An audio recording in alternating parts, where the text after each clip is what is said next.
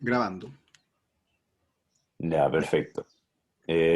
Bueno, le damos entonces la bienvenida a Matías Hurtado de Fintual, que nos va a contar en su charla sobre cómo realizan aseguramiento de calidad de software en Fintual.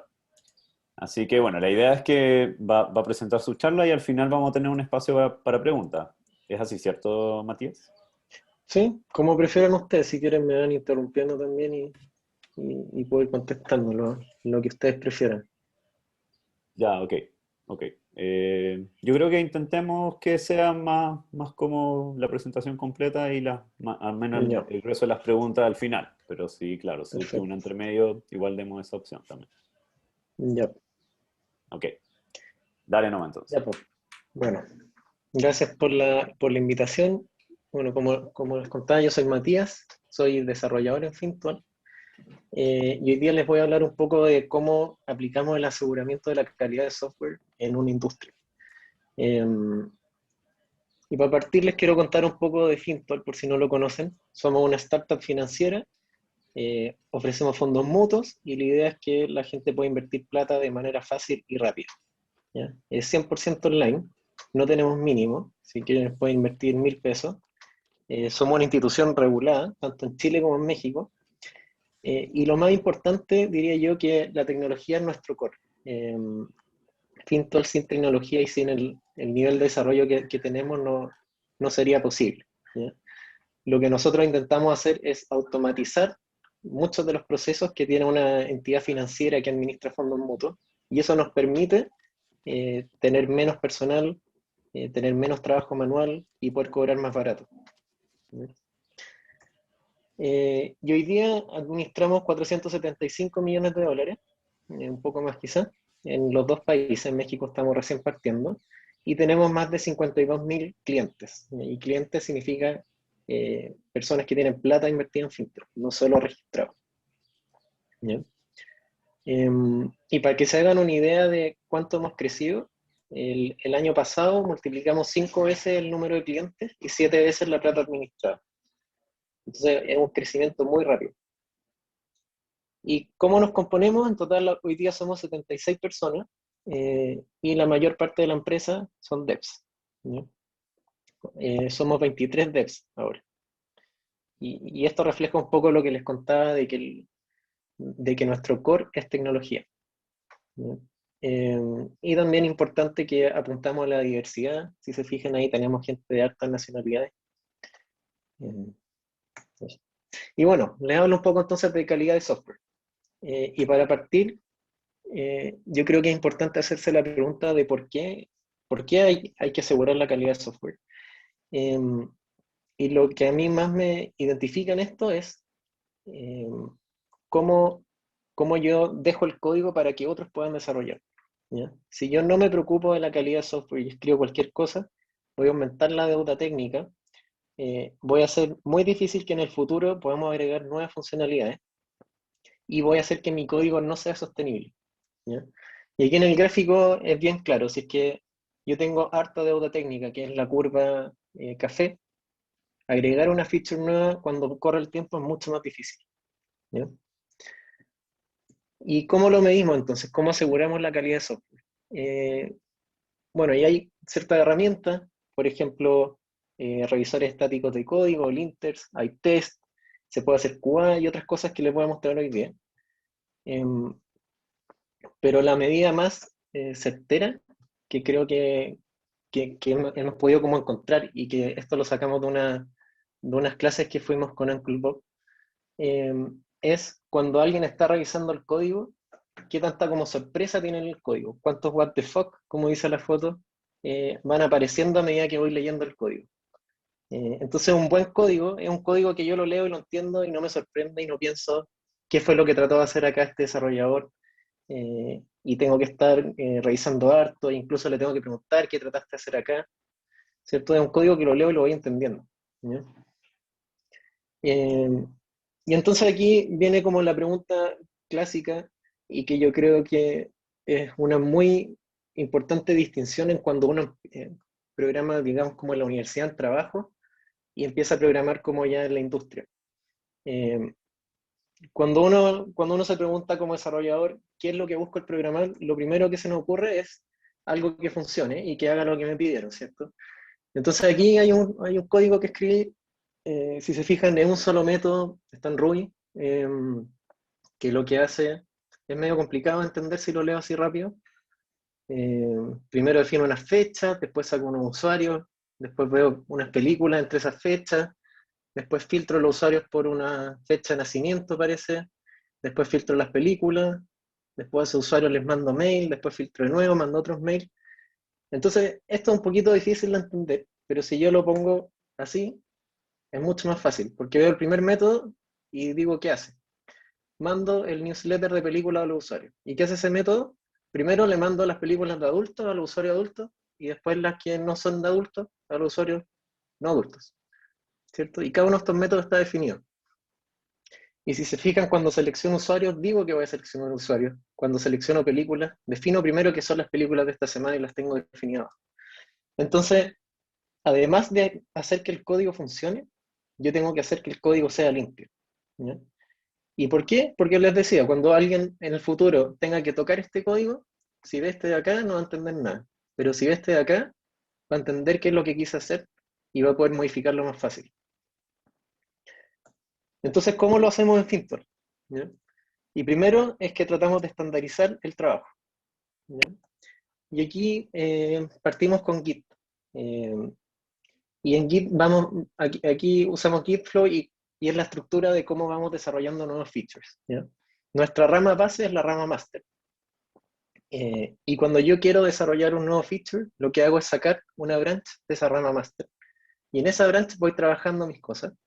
Y cuando ya tengo listo el trabajo, genero un pull request a la rama master, ¿ya? Si alguien más quiere desarrollar un feature, saca otra rama de la rama master, desarrolla por su cuenta y luego hace un pull request a la rama master. Y esto en producción, ¿cómo se ve? Tenemos automatizado que 2 veces al día eh, se genera se pasa el código de master a producción y se genera un deploy.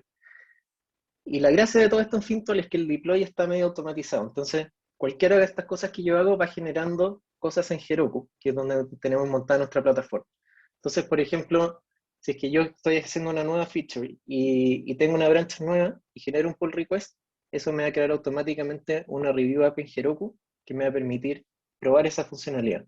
Cada vez que yo mezclo un PR a master, automáticamente se deploya ese código nuevo en la máquina de staging de Heroku. Y cada vez que mezclamos a producción, automáticamente también se deploya en la máquina de producción. Y cuando comiteamos, seguimos una estructura, ¿ya?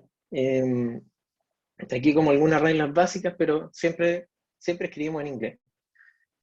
Los commits tienen que tener un largo de una línea para que los pueda leer y entender fácil.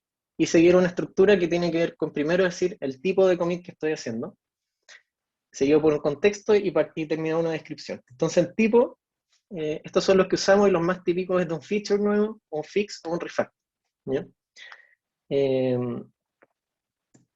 el contexto tiene que ver con el lugar del código o la funcionalidad que estoy tocando, ¿ya? Eh, por ejemplo, si estoy modificando algo en la app móvil, voy a poner mobile app. Si es algo, quiero especificar qué cosa de la mobile app, por ejemplo, donde el usuario se registra, pongo user sign up, ¿ya? Y por último, una descripción de lo que estoy haciendo.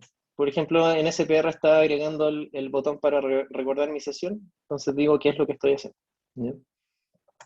Entonces, como ejemplo, el que vimos recién, tengo un nuevo feature en la app móvil, en la parte de registro, donde agrego el botón de recordar.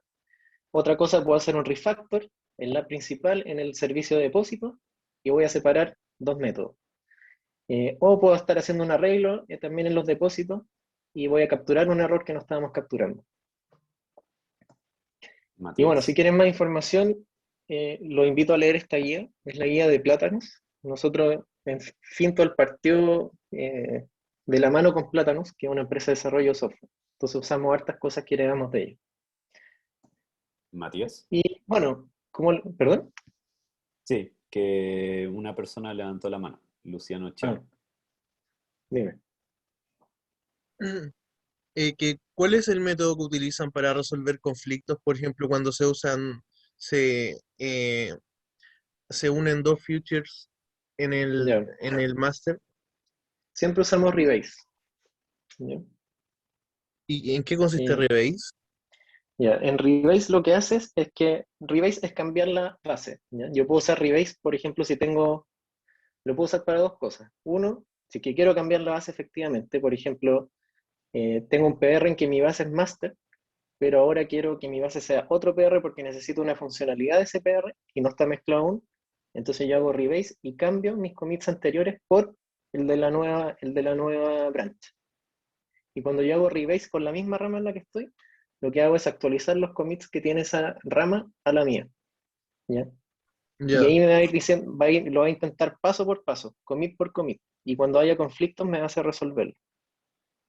ya, ¿Se perfecto. entiende? Sí, gracias. Bueno, ya. Bueno, entonces, como le había contado ya, cuando queremos eh, mezclar una funcionalidad nueva que estoy haciendo, tengo que hacerlo a través de pull request. ¿Y por qué? Porque master es una branch protegida. Yo no puedo llegar y hacer un commit de master, no me va a dejar. Entonces, cada vez que quiero hacer una solicitud, o sea, cada vez que quiero mezclar un código, tengo que hacer esta solicitud para poder hacerlo. ¿Ya? Bueno, y hablemos un poco entonces de herramientas de revisión de código estático. ¿Ya? Eh, Nosotros en Fintual usamos linters para Ruby, para JavaScript y para estilos. ¿Ya? Entonces, esta herramienta lo que permite es que mientras yo estoy escribiendo el código, y cada vez que guardo, se corre esta herramienta por detrás y me va sugiriendo ciertos cambios. ¿Ya? Entonces, acá, por ejemplo, hice una clase de contact info y le definí un método. Y en ese método estoy concatenando tres strings. ¿Ya? Y aquí lo que me sugiere el linter es que mejor use interpolación, ¿no? Que es cuando escribo con comillas y adentro meto las variables. También me está reclamando, por ejemplo, que al final debería tener una línea vacía después del end. Y también me está reclamando arriba que tengo otro salto de línea adicional. ¿Ya? Entonces, si se fijan, son cosas que no van a cambiar la funcionalidad, pero sí me van a hacer el código más ordenado y estándar, ¿ya? Para que otros lo puedan entender más fácil. Bueno, y también aquí no se ve, pero si es que yo, por ejemplo, me hubiera faltado cerrar un end, también me lo va a reclamar. Entonces también me reclama errores además de warnings. ¿Ya? Y algo importante es que yo podría configurar el linter en mi editor de código para que automáticamente cuando yo grabe me corrija el archivo. Pero eso no lo hacemos porque la idea es ir aprendiendo, arreglándolo, para que a medida que vaya desarrollando ya no tenga este tipo de errores. ¿Ya? Bueno, y también aquí lo voy a pasar rápido para no aburrirlos, pero tenemos el linter de JavaScript, también de estilos. ¿Ya? Entonces, en general lo usamos para todo tipo de archivos con los que desarrollamos. Matías, hay Sí, otra pregunta de José Antonio. Bueno, no, levanta la mano, José Antonio Castro. Sí. Una pregunta, si es que está automatizado mezclar las cosas en ¿ya? master, ¿cómo se manejan los conflictos? Ya, no está automatizado mezclar las cosas en master. Eh, Cuando tú mezclas a master tienes que hacer un PR. ¿Ya? Y se lo voy a mostrar un poco más adelante, pero para mezclar un PR tienes que resolver todos los conflictos y tienes que tener todos los checks de los tests, de la suite de test, y además tienes que tener dos aprobaciones de otros devs. ¿Ya? Ya, Pero lo ya, que sí perfecto. está automatizado es el deploy. Cuando yo mezclo master, que es un proceso manual, automáticamente a Heroku se suben los cambios de master. ¿Ya? Lo Ya, mismo ya, con producción. buenísimo. Cuando mezclo de la rama, cuando paso los cambios de la rama master a la rama producción, también automáticamente en Heroku se deploya. ¿Ya? Ya, buenísimo. Gracias. Ya. Entonces aquí justo les voy a hablar de eso. Integración continua. ¿Y en qué consiste? En que nosotros cada vez que vamos subiendo un código y hacemos un pull request, generamos una suite de test. ¿Ya? ¿Y qué probamos? Primero probamos test unitario, que voy probando funcionalidades particulares de cada unidad de código. Por ejemplo, en Fintual tenemos un root util, que nos ayuda a formatear root con este método. Entonces en el test yo voy a probar distintos inputs de root y quiero que me devuelva el input esperado. ¿Sí? Ahí si se fijan en el ejemplo, hay algunos que no tienen la raya, hay otros que tienen puntos, y todos me los deja estandarizado en cierto formato. Entonces sí voy probando que esto funcione. Y para eso usamos RSpec. Y también probamos test de integración y funcionales, ¿ya? Y aquí lo hacemos un poco juntos. Tiene que ver con probar comportamientos de módulos de manera conjunta, ¿ya? Y funcional tiene que ver con ir probando lo que yo voy haciendo a través de un browser. Entonces, lo que hace el test es abrir un browser y va llenando ciertos campos y va probando que lo que va mostrando el browser sea lo correcto. Por ejemplo, aquí hay un test que prueba que si tú pones mal un correo, te muestre el mensaje de error, ¿ya? Em, y por último también tenemos test visuales, ¿ya? Y los test visuales sacan fotos, screenshots, de ciertas partes de la aplicación y las compara con cómo estaba antes, ¿ya? Por ejemplo, antes la página del home mostraba lo de la izquierda, ¿ya? Y hicimos un PR para que mostrara lo de la derecha. Entonces aquí Percy me va a decir, hubo un cambio. Y la idea es que yo me meto a Percy y reviso esto y digo, sí, está bien, es lo que quería cambiar, ¿ya? Y automáticamente Percy me va a mostrar los screenshots de las páginas que cambiaron. Y yo tengo que ver si son cambios que esperaba o no, ¿ya? ¿Y cómo aseguramos que estos tests se corran y pasen? Y aquí lo que les decía antes, cada vez que se crea un PR, se corren todos estos tests, ¿ya? Y si uno de estos tests no pasa, no te va a dejar mezclar. Y aquí, por ejemplo, no me va a dejar mezclar porque Percy necesita que yo revise 5 cambios visuales, ¿ya? Y también la parte de los linters, lo que yo les mostraba era mientras yo estaba programando. Pero ¿qué pasa? Yo puedo omitir esos cambios o no verlos. Entonces también cuando genero un PR, se corren los linters en CircleCI y me va generando los mismos warnings en el código. De modo que cuando la otra persona lo revise, me diga, oye, ¿por qué omitiste este comentario que te hizo el linter? ¿Ya? Y aquí un poco como para contarles por qué es importante tener una buena suite de test.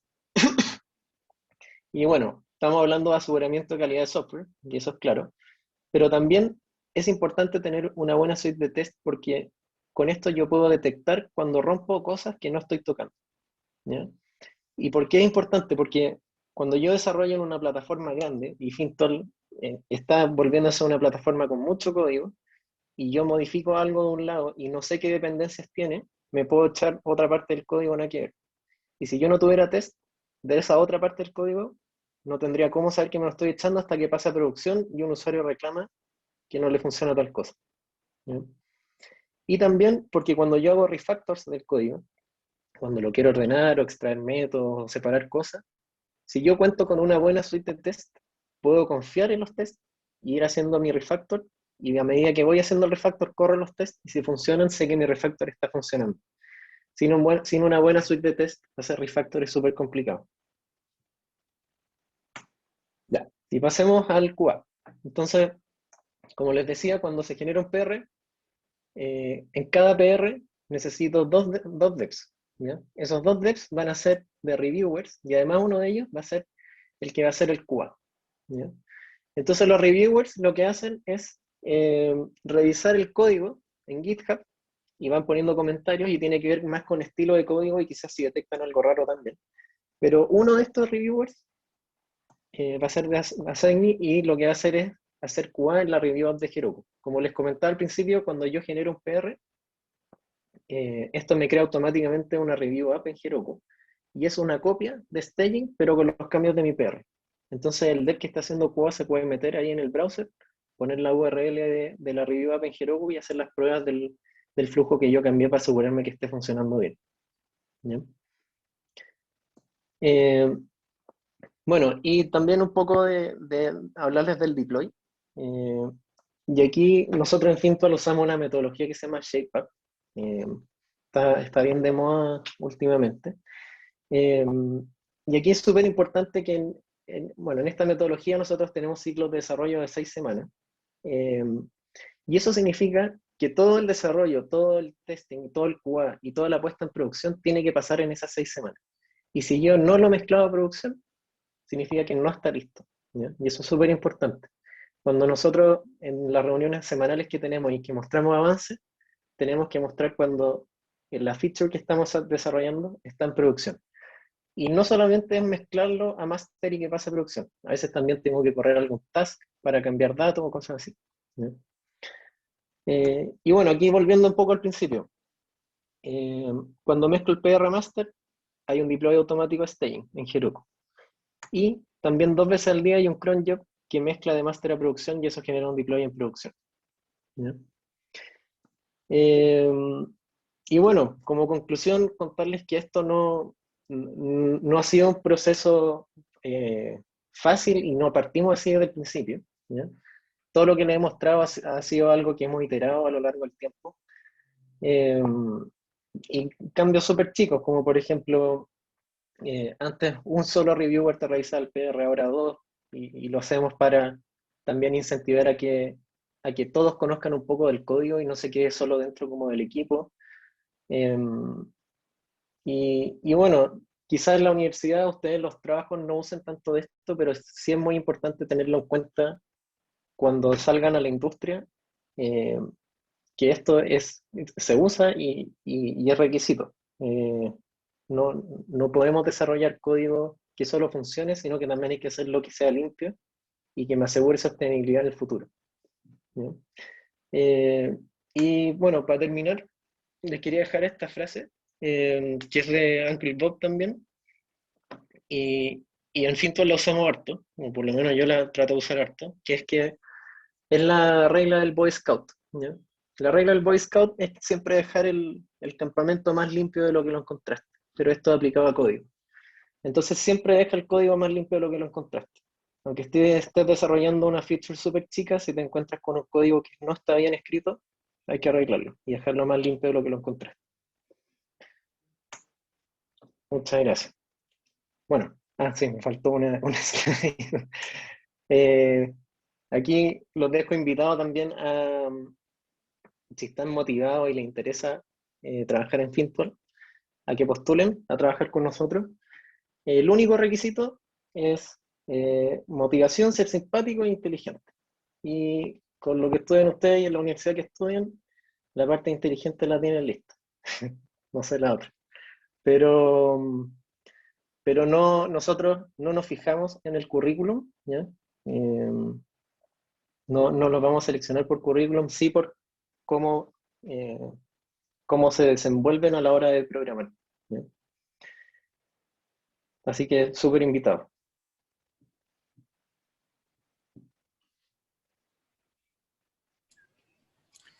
Muchas gracias, Matías.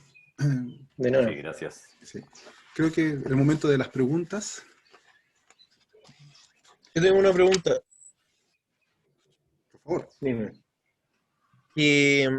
Por ejemplo, en la regla del Boy Scout, yo de repente sigo a programadores en YouTube que han trabajado en muchas industrias, por ejemplo en Facebook, y como el ambiente es tan competitivo que todos creen que pueden hacer el código a su forma mejor. Entonces, ¿cómo manejan ahí el tema de que yo lo quiero refactorizar de esta manera, o no, yo te hago tu código todo de nuevo? Porque igual si te pasan a llevar tu trabajo, como que es delicado el encuentro. Ya. Mira, a ver, yo creo que eso en Fintual no lo he visto, ¿ya? En Fintual el ambiente no es competitivo de esa forma, ¿ya? No buscamos como destacar sobre otro, eso no se ve mucho. Pero sí, a lo que me preguntaste, a lo que dijiste es como que molesta que te pasen a llevar tu código, y yo no lo veo así, ¿ya? En general, el que hacer refactor es una pega súper dura, ¿ya? Y hacer un refactor es costoso. Ya, Entonces no es que yo esté buscando el código como para ver quién lo hizo mal para modificarle su código y escribirlo nuevo, porque tendría que trabajar 20 horas al día para hacer eso, ¿no? Entonces sí, cuando yo estoy desarrollando código y estoy tocando una feature que alguien hizo antes y encuentro que hay algo que puedo mejorar, eso es lo que voy a mejorar. No me voy a meter a mejorar todo el código de una, ¿no? Es imposible. Ya, Y yo creo que nadie se siente así, nadie se siente como pasado a llevar de que me modificaron el código. Es más, como que lo agradecen. Yo también lo agradezco. Cuando alguien modifica algo mío y me manda el PR como para que lo revise y lo veo, y veo que se puede haber hecho de una forma mucho mejor, aprendo, ¿cachai? ya, Y también pasa, y también yo creo, y esto es súper importante, pasa con el código que tú mismo escribiste, ¿ya? Cuando yo veo código que escribí hace un año, eh, incluso me da como un poco de vergüenza, como cómo pude escribir un código tan malo. Pero ya. también te sirve para darte cuenta de que hay aprendido. ¿Sí? Y ahí es importante como hacerlo bien modular, porque cosa que si alguien quiere hacer un refactor de una cosa chica, puede hacerlo sin afectar como todo el... Sí, sí, correcto. Y ese yo diría que es como un pequeño error que al principio no hacíamos. Al principio, bueno, Fintol es un monolito, ¿no? No usamos microservicios. Ya, Y en un inicio estaba todo metido dentro de una main app. Entonces, claro, al principio da lo mismo, diría yo. Porque es un código, cuando estás partiendo un código chico y es mantenible, pero a medida que vas creciendo harto, eh, sí es complicado, sobre todo para un dev nuevo, entrar al código y entenderlo, saber dónde está lo que tienes que cambiar y esas cosas. Entonces sí, ya, es muy importante modularizarlo. Y lo que nosotros hacemos en Fintual es crear, bueno, nosotros como usamos Ruby on Rails, lo que hacemos es crear gemas y engines en donde vamos agrupando funcionalidades. ¿Ya? Entonces si alguien ya, quiere modificar, no sé, algo relacionado con el banco, va al engine de banco y no tiene que tocar lo otro. ya, perfecto. Gracias. Bueno, Yo tengo una pregunta que tal vez como que la puedo tomar de algo que dijiste, que, mm, bueno, la venía pensando de antes, pero justo mencionaste cuando ese tema de cuando empezaron. mm, Entonces mi pregunta es, ¿cómo en Fintual comenzaron a implementar estas prácticas de aseguramiento de calidad? Si fue algo que comenzó desde un principio o al principio ya. no fue tan así y de repente dijeron, ya, Eh, tenemos que empezar a hacerlo. no, yo te diría que fue desde el principio. Y tiene que ver con que nosotros, de alguna forma, nuestra parte tecnológica salió de Plátanos. ¿Ya? Entonces, Plátanos sí tiene estos estándares son copiados de Plátanos. ¿Ya?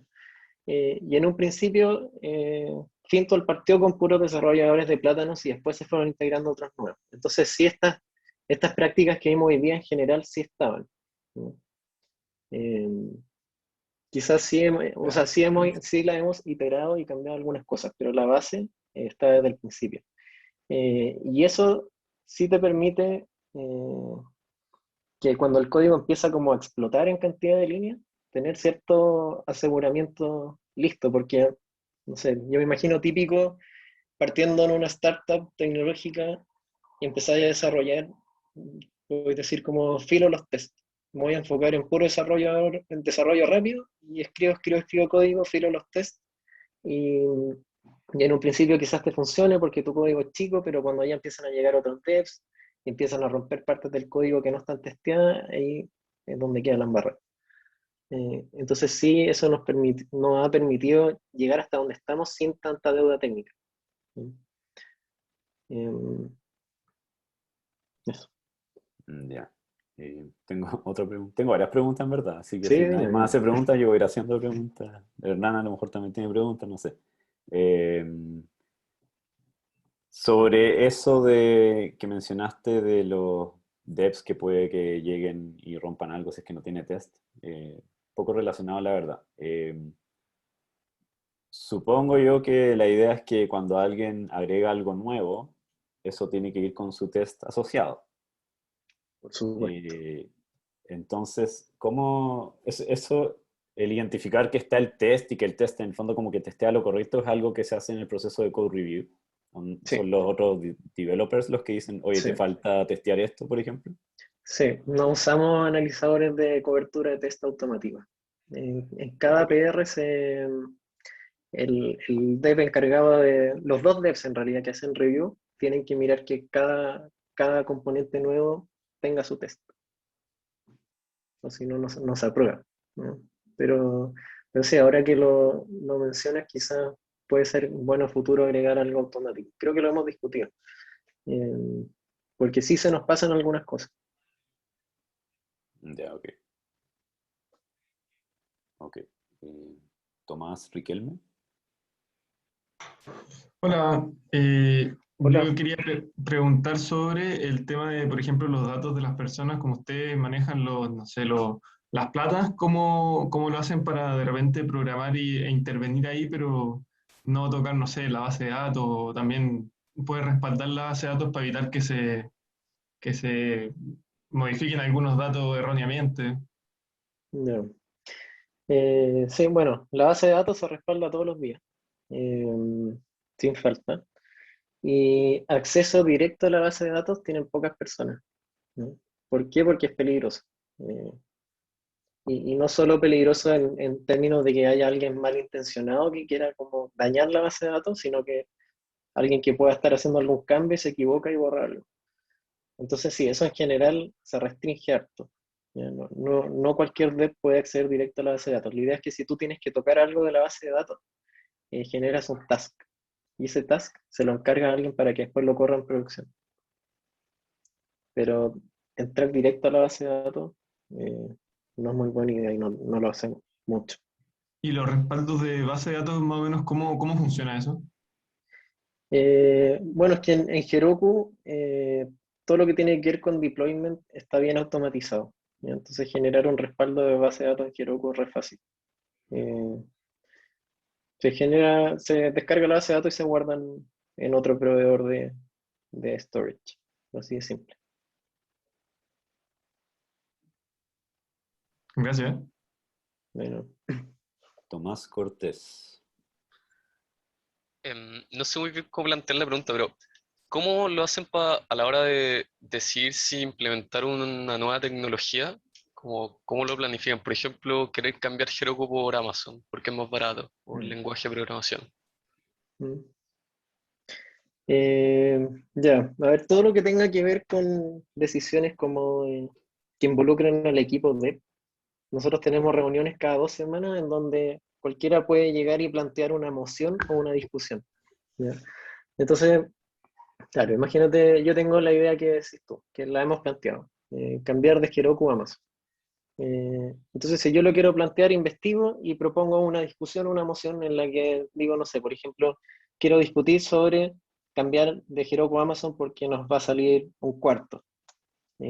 Discutámoslo y los que están interesados se unen a esa reunión, se discute y se genera una moción. Entonces después yo llego a la reunión y digo, a la siguiente reunión y digo, mi propuesta es cambiar de Heroku a Amazon y de alguna forma se aprueba o se rechaza, ¿ya? No sé si querías que te contara sobre el método de cómo definimos eso o de por qué no nos hemos cambiado a Amazon. No, no, no, sí, era un Eh, poco el método, porque me imagino que les debe haber pasado más de una vez, como implementar algún nuevo sistema de sí, testing. pues.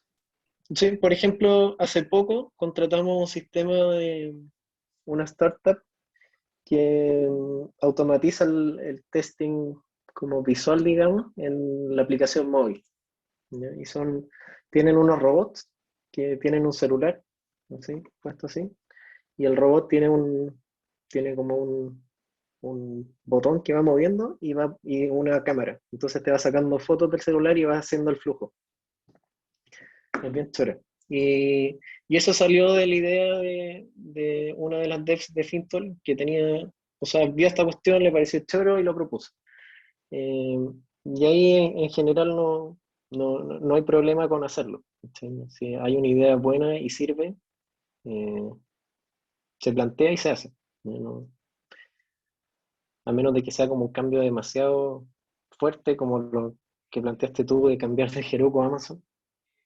Hay algo o sea, cambios como más chicos, nuevos sets de test se puede hacer. Lo mismo pasó con Percy, antes no teníamos Percy, el que le mostré que sacaba screenshot y comparaba. Muchas gracias. Mira. Marjorie Bascuñán. Sí, hola, Hola. yo quería preguntar, ¿por qué decidieron usar Ruby on Rails y no otro framework? Ya. Buena pregunta.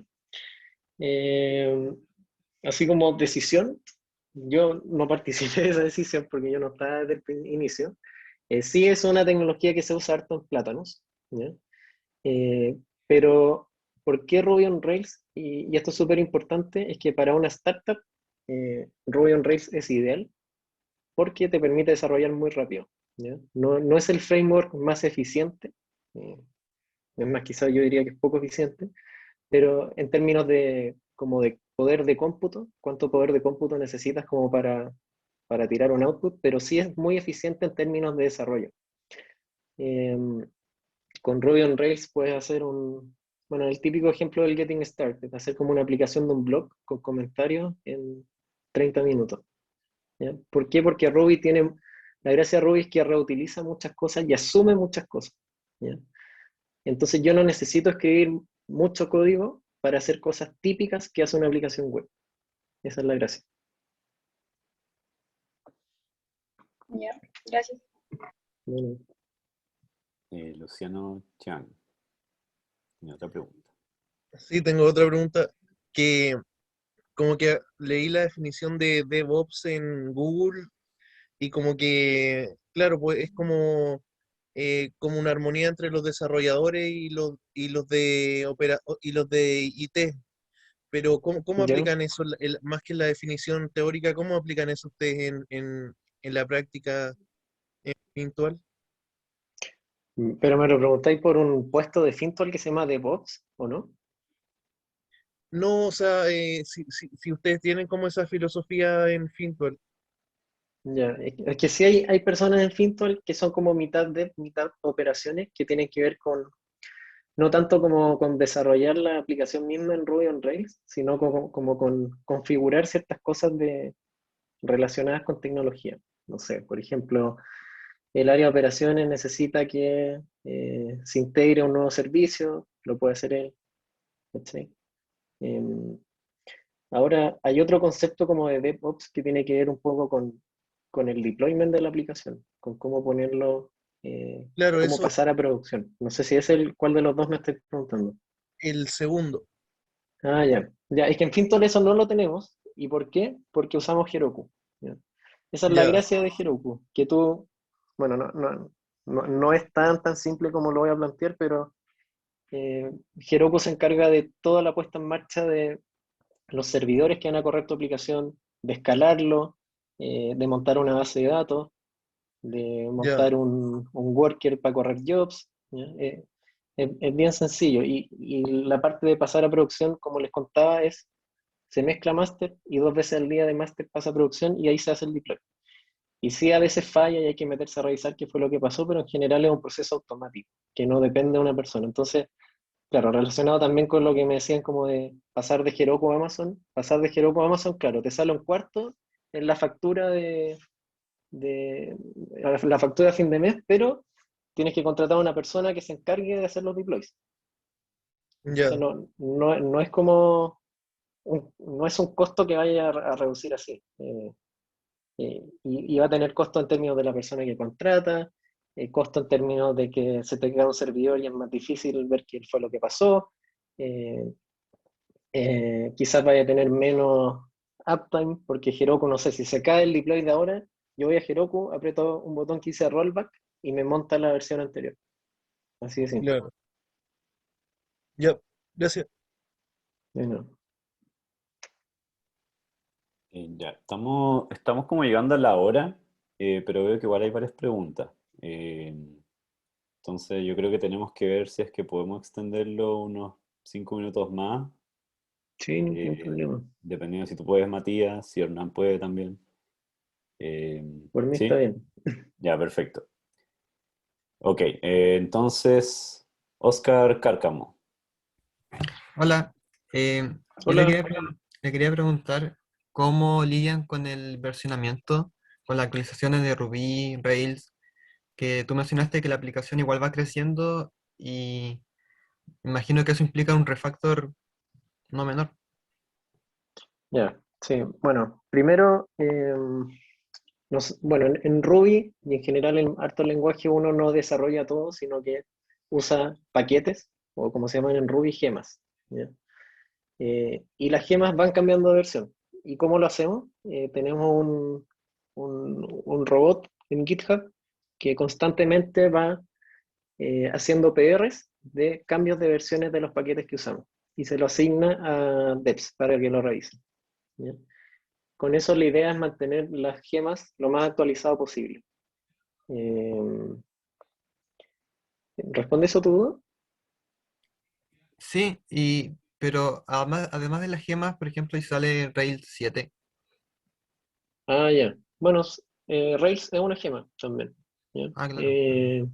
Pero sí, también vamos tratando de aumentar eso. Suponte hace poco cambiamos de Ruby 2. No sé cuál es, 2.6 a 2.7. Sí.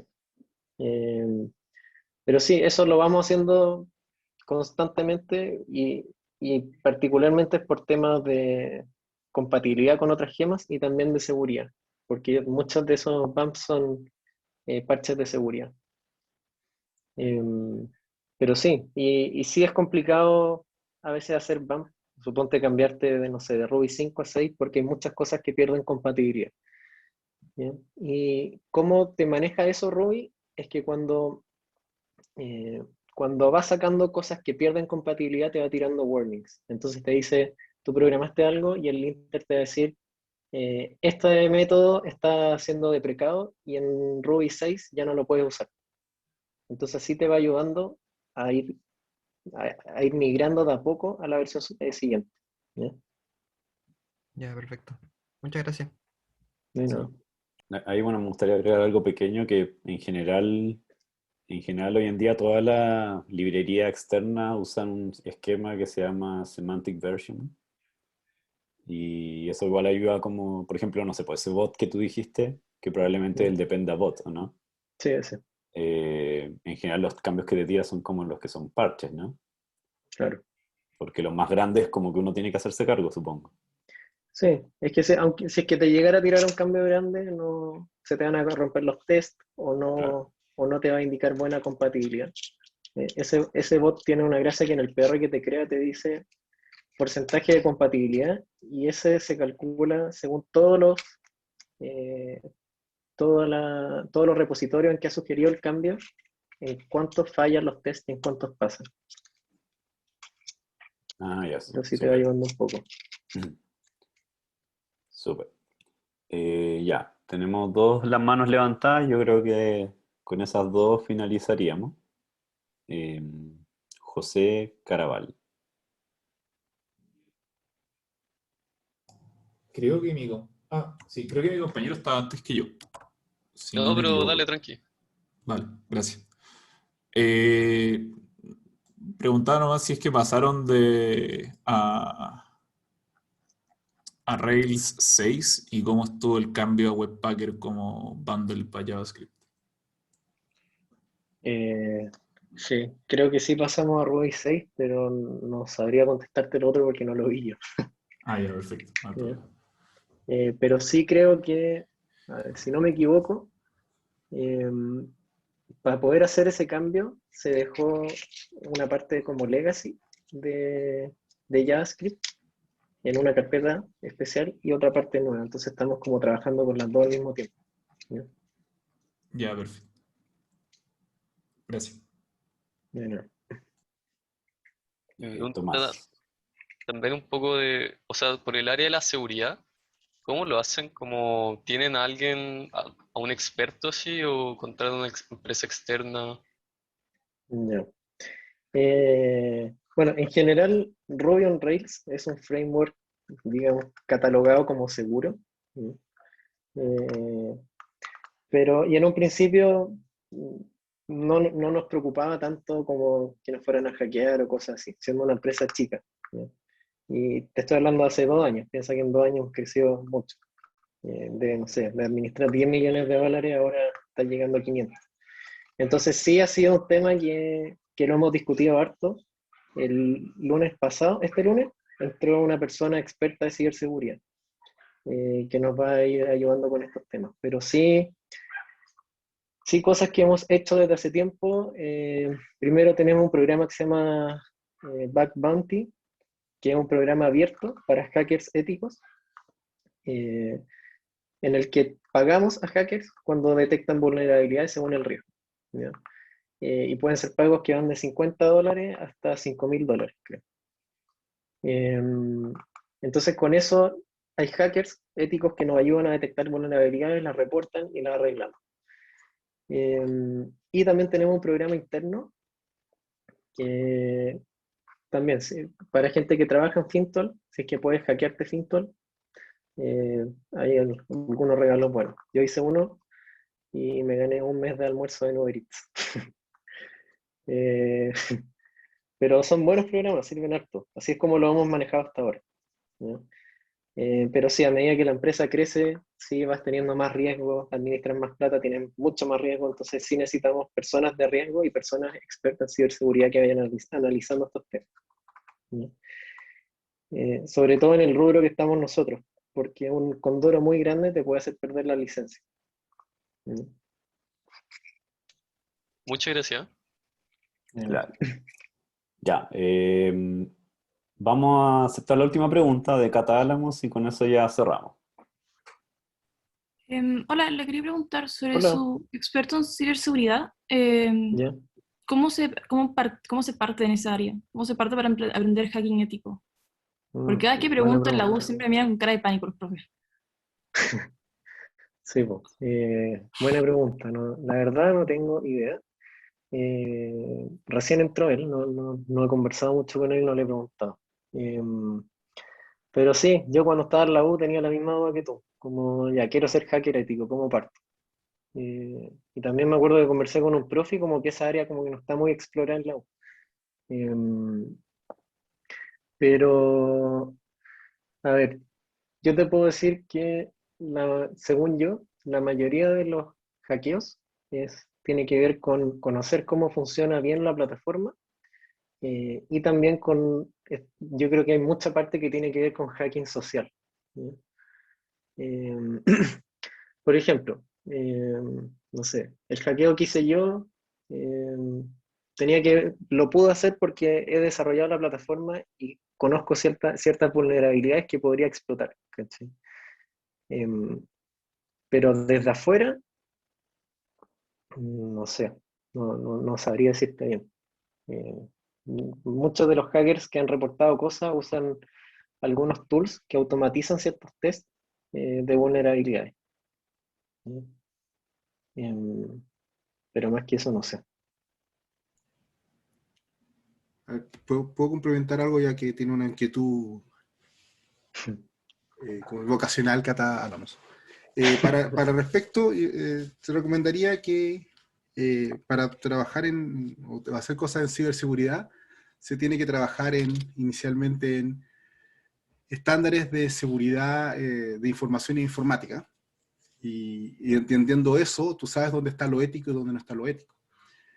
Porque uno puede decir, estoy haciendo pruebas, no estoy haciendo nada, y eventualmente sí puede estar pasando por eso. El hacking ético, no estamos hablando de hacking de gente que quiere quemar el mundo, parte por un conocimiento en particular de las leyes, de las normas, de los estándares y de la ética. Ahí recomiendo la ISO 27001 si quieres empezar a leer, para partir por ahí.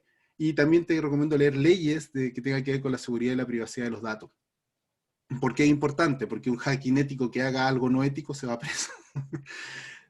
Resguardado aquella parte, porque no quiero que usted esté en la cárcel, vamos por lo siguiente, que es, hay diplomados y hay estudios que se hacen en particular para después poder hacer hacking ético desde la manera técnica.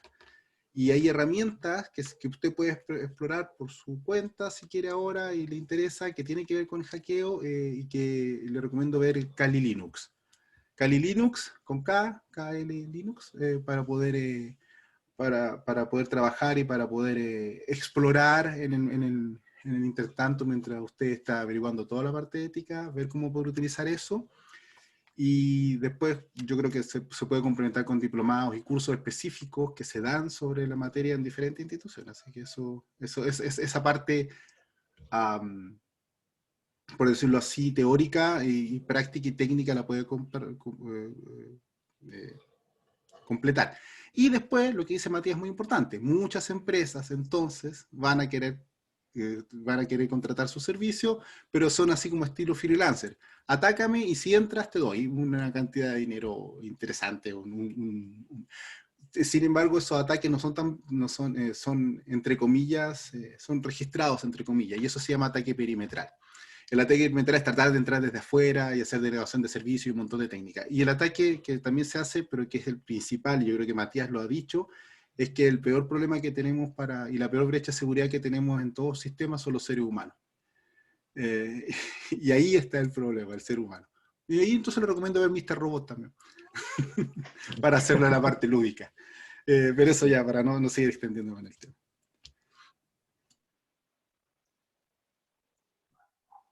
Bien, entonces creo que estaríamos ya, son las 1, así que Sí, ya estamos pasados, sí.